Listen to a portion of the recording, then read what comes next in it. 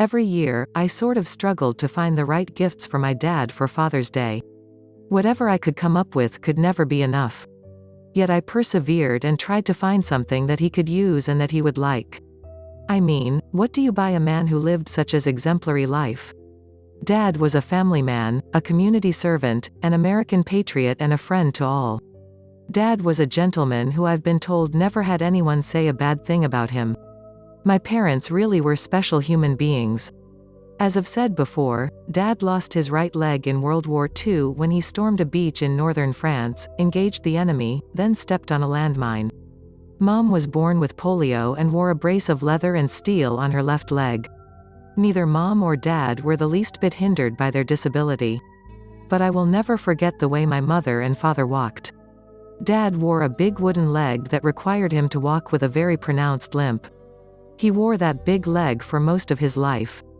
When he returned to Plymouth after the war, I'm told he was still the same fun-loving guy he was before he left, a bit mischievous and always looking for a good time.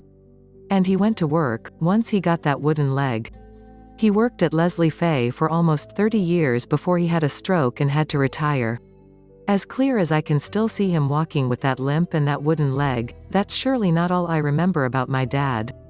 And my memories of Mom go far beyond that cumbersome brace that brought stares from adults and kids who, looking back, probably marveled at the ease with which she got around. Same with my dad. But on this Father's Day, I remember Dad's love of sports: the Yankees, football giants, Knicks, Rangers, Notre Dame, Plymouth Shawnee Indians, the Wilkes-Barre Barons basketball team, and many more. And, of course, the Plymouth High School Shawnee Indians. That's why on one Father's Day, I took my dad to Cooperstown, NY, to visit the Baseball Hall of Fame. He loved it. He stopped at many displays and told stories of his memories of Yankees greats and many other Hall of Famers. It was a most enjoyable day, and I remember telling him that he should be inducted into the Baseball Hall of Fame. He and so many other dedicated volunteers who helped shape the character of millions of young kids by playing the game of baseball. My dad was great at being a dad. He was a coach, a disciplinarian, a supporter, a critic, a friend and a resource who I could go to with any question or problem. He was a constant inspiration. I really miss not being able to call him 5 times a day just to see what he was doing. To hear his voice. To hear him laugh.